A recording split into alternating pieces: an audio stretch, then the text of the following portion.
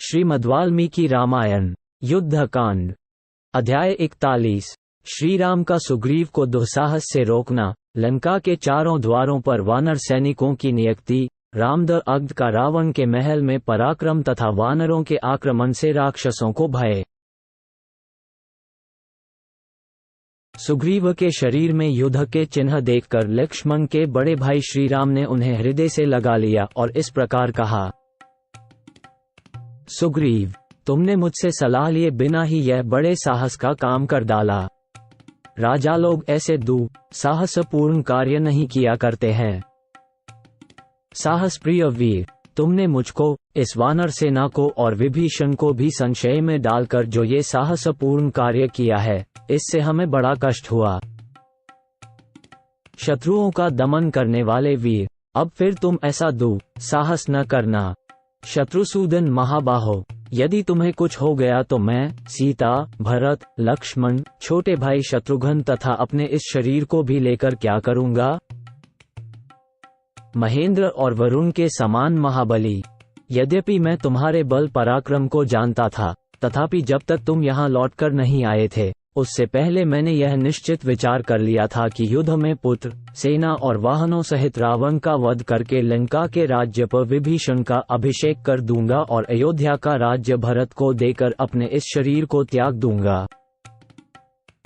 ऐसी बातें कहते हुए श्रीराम को सुग्रीव ने यूं उत्तर दिया, वीर रघुनंदना, अपने पराक्रम का ज्ञान रखते हुए मैं आपकी भार्या का अपहरण करने वाले रावण को देखकर कैसे क्षमा कर सकता था? वीर सुग्रीव ने जब ऐसी बात कही, तब उनका अभिनंदन करके श्री रामचंद्र जी ने शोभा संपन्न लक्ष्मण से कहा, लक्ष्मण, शीतल जल से भरे हुए जलाशय और फलों से संपन्न वन का आश्रय ले हम लोग इस विशाल वानर सेना का विभाग करके व्यूहरचना कर लें और युद्ध के लिए उद्यत हो जाए। इस समय मैं लोक संहार की सूचना देने वाला भयानक अपशकुन उपस्थित देखता हूँ, जिससे सिद्ध होता है रीछों, वानरों और राक्षसों के मुख्य वीरों का संहार होगा। प्रचंड आंधी चल रही है, पृथ्वी कांपने लगी है, पर्वतों के शिखर हिलने लगे हैं और दिग्गज चीत्कार करते हैं। मेघ हिंसक जीवों के समान क्रूर हो गए हैं। वे कठोर स्वर में विकट गर्जना करते हैं तथा रक्तबिंदुओं से मिले हुए जल की क्रूरतापूर्ण वर्षा कर रहे हैं। अत्यंत दारुण संध्या रक्त चंदन के समान लाल दिखाई देती है। सूर्य से ये जलती आग का पुंज गिर रहा है। निषिद्ध पशु और पक्षी दीनता सूचक स्वर में सूर्य की ओर देखते हुए चीत्कार करते हैं। इससे वे बड़े भयंकर लगते और महान भय उत्पन्न करते हैं। रात में चंद्रमा का प्रकाश क्षीण हो जाता है। वे शीतलता की जगह संताप देते हैं। उनके किनारे का भाग काला और लाल दिखाई देता है। समस्त लोकों के संहार काल में चंद्रमा का जैसा रूप रहता है, वैसा ही इस समय भी देखा जाता है। लक्ष्मण, सूर्यमंडल में छोटा, रूखा, अमंगलकारी और अत्यंत लाल घेरा दिखाई देता है। साथ ही वहां काला चिन्ह भी दृष्टिगोचर होता है। लक्ष्मण, ये नक्षत्र अच्छी तरह प्रकाशित नहीं हो रहे हैं, मलिन दिखाई देते हैं। यह अशुभ लक्षण संसार का प्रलय सा सूचित करता हुआ मेरे सामने प्रकट हो रहा है। कौए, बाज और गीध नीचे गिरते हैं, भूतल पर आ बैठते हैं और गीदड़ियां बड़े जोर जोर से अमंगल सूचक बोली बोलती हैं। इससे सूचित होता है कि वानरों और राक्षसों द्वारा चलाए गए शिलाखंडों, शूलों और खड्गों से ये धरती पट जाएगी और यहाँ रक्त मांस की कीच जम जाएगी। रावण के द्वारा पालित ये लंकापुरी शत्रुओं के लिए दुर्जय है, तथापि अब हम शीघ्र ही वानरों के साथ इस पर सब ओर से वेगपूर्वक आक्रमण करें। लक्ष्मण से ऐसा कहते हुए वीर महाबली श्री रामचंद्र जी उस पर्वत शिखर से तत्काल नीचे उतर आए। उस पर्वत से उतरकर धर्मात्मा श्री रघुनाथ जी ने अपनी सेना का निरीक्षण किया, जो शत्रुओं के लिए अत्यंत दुर्जय थी। फिर सुग्रीव की सहायता से कपिराज की उस विशाल सेना को सुसज्जित करके समय का ज्ञान रखने वाले श्रीराम ने ज्योतिषास्त्रोक्त शुभ समय में उसे युद्ध के लिए कूच करने की आज्ञा दी। तदनंतर महाबाहु धनुर्धर श्री रघुनाथ जी उस विशाल सेना के साथ शुभ मुहूर्त में आगे आगे लंकोपुरी की ओर प्रस्थित हुए। उस समय विभीषण, सुग्रीव, हनुमान, ऋक्षराज जाम्बवान, नल, नील तथा लक्ष्मण उनके पीछे पीछे चले। तत्पश्चात रीछों और वानरों की वह विशाल सेना बहुत बड़ी भूमि को आच्छादित करके श्री रघुनाथ जी के पीछे पीछे चली। शत्रुओं को आगे बढ़ने से रोकने वाले हाथी के समान विशालकाय वानरों ने सैकड़ों शैल शिखरों और बड़े बड़े वृक्षों को हाथ में ले रखा था। शत्रुओं का दमन करने वाले वे दोनों भाई श्रीराम और लक्ष्मण थोड़ी ही देर में लंकोपुरी के पास पहुंच गए। वो रमणीय ध्वजा पताकाओं से अलंकृत थी। अनेकानेक उद्यान और वन उसकी शोभा बढ़ा रहे थे। उसके चारों ओर बड़ा ही अद्भुत और ऊंचा परकोटा था। उस परकोटे से मिला हुआ ही नगर का सदर फाटक था। उन परकोटों के कारण लंकोपुरी में पहुंचना किसी के लिए भी अत्यंत कठिन था। यद्यपि देवताओं के लिए भी लंका पर आक्रमण करना कठिन काम था, तो भी श्रीराम की आज्ञा से प्रेरित हो वानर यथास्थान रहकर उस पुरी पर घेरा डालकर उसके भीतर प्रवेश करने लगे। लंका का उत्तर द्वार पर्वत शिखर के समान ऊंचा था। श्रीराम और लक्ष्मण ने धनुष हाथ में लेकर उसका मार्ग रोक लिया और वहीं रहकर वे अपनी सेना की रक्षा करने लगे। दशरथ नंदन वीर श्रीराम लक्ष्मण को साथ ले रावण पालित लंकोपुरी के पास जा उत्तर द्वार पर पहुंचकर जहां स्वयं रावण खड़ा था वहीं डट गए। श्रीराम के सिवा दूसरा कोई उस द्वार पर अपने सैनिकों की रक्षा करने में समर्थ नहीं हो सकता था। अस्त्र शस्त्रधारी भयंकर राक्षसों द्वारा सब ओर से सुरक्षित उस भयानक द्वार पर रावण उसी तरह खड़ा था जैसे वरुण देवता समुद्र में अधिष्ठित होते हैं। वो उत्तर द्वार अल्प बलशाली पुरुषों के मन में उसी प्रकार भय उत्पन्न करता था जैसे दानवों द्वारा सुरक्षित पाताल भयदायक जान पड़ता है। उस द्वार के भीतर योद्धाओं के बहुत से भांति भांति के अस्त्र शस्त्र और कवच रखे गए थे जिन्हें भगवान श्रीराम ने देखा। वानर सेनापति पराक्रमी नीलमेंद और द्विविद के साथ लंका के पूर्व द्वार पर जाकर डट गए। महाबली अंगद ने ऋषभ, गवाक्ष, गज और गवि के साथ दक्षिण द्वार पर अधिकार जमा लिया। प्रमाथी, प्रघस तथा अन्य वानर वीरों के साथ बलवान कपिश्रेष्ठ हनुमान ने पश्चिम द्वार का मार्ग रोक लिया। उत्तर और पश्चिम के मध्य भाग में वायव्य कोण में जो राक्षस सेना की छावनी थी उस पर गरुड़ और वायु के समान वेगशाली श्रेष्ठ वानर वीरों के साथ सुग्रीव ने आक्रमण किया। जहां वानर राज सुग्रीव थे वहां वानरों के 36 करोड़ विख्यात युद्धपति राक्षसों को पीड़ा देते हुए उपस्थित रहते थे। श्रीराम की आज्ञा से विभीषण सहित लक्ष्मण ने लंका के प्रत्येक द्वार पर 1-1 करोड़ वानरों को नियुक्त कर दिया। सुषेण और जाम्बवान बहुत सी सेना के साथ श्री रामचंद्र जी के पीछे थोड़ी ही दूर पर रहकर बीच के मोर्चे की रक्षा करते रहे। वे वानर सिंह बाघों के समान बड़े बड़े दाढ़ों से युक्त थे। वे हर्ष और उत्साह में भरकर हाथों में वृक्ष और पर्वत शिखर लिए युद्ध के लिए डट गए। सभी वानरों की पूंछें क्रोध के कारण अस्वाभाविक रूप से हिल रही थीं। दाढ़ें और नख ही उन सब के आयुध थे। उन सब के मुख आदि अंगों पर क्रोध रूप विकार के विचित्र चिन्ह परिलक्षित होते थे तथा सबके मुख विकट एवं विकराल दिखाई देते थे।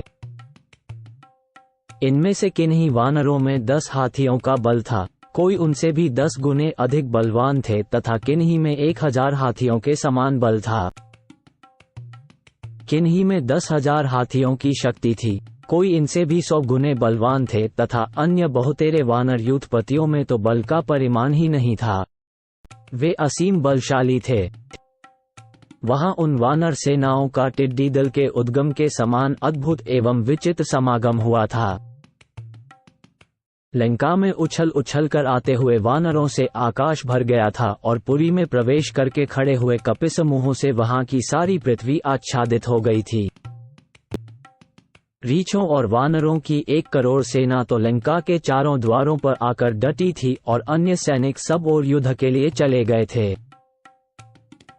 समस्त वानरों ने चारों ओर से उस त्रिकूट पर्वत को, जिस पर लंका बसी थी, घेर लिया था। सहस्रयुत 1 करोड़ वानर तो उस पुरी में सभी द्वारों पर लड़ती हुई सेना का समाचार लेने के लिए नगर में सब ओर घूमते रहते थे। हाथों में वृक्ष लिए बलवान वानरों द्वारा सब ओर से घिरी हुई लंका में वायु के लिए भी प्रवेश पाना कठिन हो गया था। मेघ के समान काले एवं भयंकर तथा इंद्रतुल्य पराक्रमी वानरों द्वारा सहसा पीड़ित होने के कारण राक्षसों को बड़ा विस्मय हुआ। जैसे सेतु को विदीर्ण कर अथवा मर्यादा को तोड़कर बहने वाले समुद्र के जल का महान शब्द होता है, उसी प्रकार वहां आक्रमण करती हुई विशाल वानर सेना का महान कोलाहल हो रहा था। उस महान कोलाहल से परकोटों, फाटकों, पर्वतों, वनों तथा काननों सहित समूची लंकोपुरी में हलचल मच गई। श्री राम, लक्ष्मण और सुग्रीव से सुरक्षित व विशाल वानर वाहिनी समस्त देवताओं और असुरों के लिए भी अत्यंत दुर्जय हो गई थी। इस प्रकार राक्षसों के वध के लिए अपनी सेना को यथास्थान खड़ी करके उसके बाद के कर्तव्य को जानने की इच्छा से श्री रघुनाथ जी ने मंत्रियों के साथ बारंबार सलाह की और एक निश्चय पर पहुंचकर साम, दान आदि उपायों के क्रमशः प्रयोग से सुलभ होने वाले अर्थ तत्व के ज्ञाता श्रीराम विभीषण की अनुमति ले राजधर्म का विचार करते हुए वालिपुत्र अंगद को बुलाकर उनसे इस प्रकार बोले। सौम्य, कपिप्रवर, दशमुख रावण राज्य लक्ष्मी से भ्रष्ट हो गया। अब उसका ऐश्वर्य समाप्त हो चला, वह मरना ही चाहता है, इसलिए उसकी चेतना, विचार शक्ति नष्ट हो गई है। तुम परकोटा लांघ कर लंकोपुरी में भय छोड़कर जाओ और व्यथारहित हो उससे मेरी ओर से ये बातें कहो। निशाचर, राक्षसराज, तुमने मोहवश घमंड में आकर ऋषि, देवता, गंधर्व, अप्सरा, नाग, यक्ष और राजाओं का बड़ा अपराध किया है। ब्रह्मा जी का वरदान पाकर तुम्हें जो अभिमान हो गया था, निश्चय ही उसके नष्ट होने का अब समय आ गया है। तुम्हारे उस पाप का सह फल आज उपस्थित है। मैं अपराधियों को दंड देने वाला शासक हूँ। तुमने जो मेरी भार्या का अपहरण किया है, इससे मुझे बड़ा कष्ट पहुँचा है, अतः तुम्हें उसका दंड देने के लिए मैं लंका के द्वार पर आकर खड़ा हूँ। राक्षस, यदि तुम युद्ध में स्थिरतापूर्वक खड़े रहे तो उन समस्त देवताओं, महर्षियों और राजर्षियों की पदवी को पहुँच जाओगे, उन्हीं की भांति तुम्हें परलोकवासी होना पड़ेगा। नीच निशाचर, जिस बल के भरोसे तुमने मुझे धोखा देकर माया से सीता का हरण किया है, उसे आज युद्ध के मैदान में दिखाओ। यदि तुम मिथिलेश कुमारी को लेकर मेरी शरण में नहीं आए तो मैं अपने तीखे बाणों द्वारा इस संसार को राक्षसों से सूना कर दूंगा। राक्षसों में श्रेष्ठ ये श्रीमान धर्मात्मा विभीषण भी मेरे साथ यहाँ आए हैं, निश्चय ही लंका का निष्कंटक राज्य इन्हें ही प्राप्त होगा। तुम पापी हो, तुम्हें अपने स्वरूप का ज्ञान नहीं है और तुम्हारे संगी साथी भी मूर्ख हैं, अतः इस प्रकार अधर्मपूर्वक अब तुम एक क्षण भी इस राज्य को नहीं भोग सकोगे। राक्षस, शूरता का आश्रय ले धैर्य धारण करके मेरे साथ युद्ध करो। रणभूमि में मेरे बाणों से शांत, प्राणशून्य होकर तुम पूत, शुद्ध एवं निष्पाप हो जाओगे। निशाचर, मेरे दृष्टिपथ में आने के पश्चात यदि तुम पक्षी होकर तीनों लोकों में उड़ते और छिपते फिरो तो भी अपने घर को जीवित नहीं लौट सकोगे। अब मैं तुम्हें हित की बात बताता हूँ। तुम अपना श्राद्ध कर डालो, परलोक में सुख देने वाले दान पुण्य कर लो और लंका को जी भरकर देख लो, क्योंकि तुम्हारा जीवन मेरे अधीन हो चुका है। अनायासी महान कर्म करने वाले भगवान श्री राम के ऐसा कहने पर तारा कुमार अंगद मूर्तिमान अग्नि की भांति आकाश मार्ग से चल दिए। श्रीमान अंगद एक ही मुहूर्त में परकोटा लांघ कर रावण के राजभवन में जा पहुंचे। वहां उन्होंने मंत्रियों के साथ शांत भाव से बैठे हुए रावण को देखा। वानर श्रेष्ठ अंगद सोने के बाजूबंद पहने हुए थे और प्रज्वलित अग्नि के समान प्रकाशित हो रहे थे। वे रावण के निकट पहुंचकर खड़े हो गए। उन्होंने पहले अपना परिचय दिया और मंत्रियों सहित रावण को श्री रामचंद्र जी की कही हुई सारी उत्तम बातें ज्यों की त्यों सुना दी। न तो एक भी शब्द कम किया और न बढ़ाया। वे बोले, मैं अनायासी बड़े बड़े उत्तम कर्म करने वाले कौशल नरेश महाराज श्री राम का दूत और वाली का पुत्र अंगद हूँ। संभव है कभी मेरा नाम भी तुम्हारे कानों में पड़ा हो। माता कौशल्या का आनंद बढ़ाने वाले रघुकुल तिलक श्री राम ने तुम्हारे लिए ये संदेश दिया है, नरशंस रावण, जरा मर्द बनो और घर से बाहर निकलकर युद्ध में मेरा सामना करो। मैं मंत्री, पुत्र और बंधु बांधवों सहित तुम्हारा वध करूंगा, क्योंकि तुम्हारे मारे जाने से तीनों लोकों के प्राणी निर्भय हो जाएंगे। तुम देवता, दानव, यक्ष, गंधर्व, नाग और राक्षस सभी के शत्रु हो। ऋषियों के लिए तो कंटकरूप ही हो, अतः आज मैं तुम्हें उखाड़ फेंकूंगा। अतः यदि तुम मेरे चरणों में गिरकर आदरपूर्वक सीता को नहीं लौटाओगे तो मेरे हाथ से मारे जाओगे और तुम्हारे मारे जाने पर लंका का सारा ऐश्वर्य विभीषण को प्राप्त होगा। वानर शिरोमणि अंगद के ऐसे कठोर वचन कहने पर निशाचरगणों का राजा रावण अत्यंत अमर्ष से भर गया। रोष से भरे हुए रावण ने उस समय अपने मंत्रियों से बार बार कहा, पकड़ लो इस दुर्बुद्धि वानर को और मार डालो। रावण की यह बात सुनकर 4 भयंकर निशाचरों ने प्रज्वलित अग्नि के समान तेजस्वी अंगद को पकड़ लिया। आत्मबल से संपन्न तारा कुमार अंगद ने उस समय राक्षसों को अपना बल दिखाने के लिए स्वयं ही अपने आप को पकड़ा दिया। फिर वे पक्षियों की तरह अपनी दोनों भुजाओं से जकड़े हुए उन 4 राक्षसों को लिए दिए ही उछले और उस महल की छत पर, जो पर्वत शिखर के समान ऊंची थी, चढ़ गए। उनके उछलने के वेग से झटका खाकर वे सब राक्षस राज रावण के देखते देखते पृथ्वी पर गिर पड़े। तदनंतर प्रतापी वाली कुमार अंगद राक्षस राज्य के उस महल की चोटी पर, जो पर्वत शिखर के समान ऊंची थी, पैर पटकते हुए घूमने लगे। उनके पैरों से आक्रांत होकर वो छत रावण के देखते देखते फट गई, ठीक उसी तरह जैसे पूर्व काल में वज्र के आघात से हिमालय का शिखर विदीर्ण हो गया था।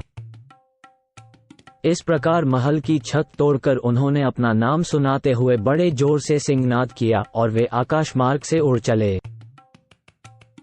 राक्षसों को पीड़ा देते और समस्त वानरों का हर्ष बढ़ाते हुए वे वानर सेना के बीच श्री रामचंद्र जी के पास लौट आए। अपने महल के टूटने से रावण को बड़ा क्रोध हुआ, परंतु विनाश की घड़ी आई देख वह लंबी सांस छोड़ने लगा। इधर श्री रामचंद्र जी हर्ष से भरकर गर्जना करते हुए बहुसंख्यक वानरों से घिरे रहकर युद्ध के लिए ही डटे रहे। वे अपने शत्रु का वध करना चाहते थे। इसी समय पर्वत शिखर के समान विशालकाय महापराक्रमी दुर्जय वानर वीर सुषेण ने इच्छानुसार रूप धारण करने वाले बहुसंख्यक वानरों के साथ लंका के सभी दरवाजों को काबू में कर लिया और सुग्रीव की आज्ञा के अनुसार वे अपने सैनिकों की रक्षा करने एवं सभी द्वारों का समाचार जानने के लिए बारी बारी से उन सब पर विचरने लगे, जैसे चंद्रमा क्रमशः सब नक्षत्रों पर गमन करते हैं।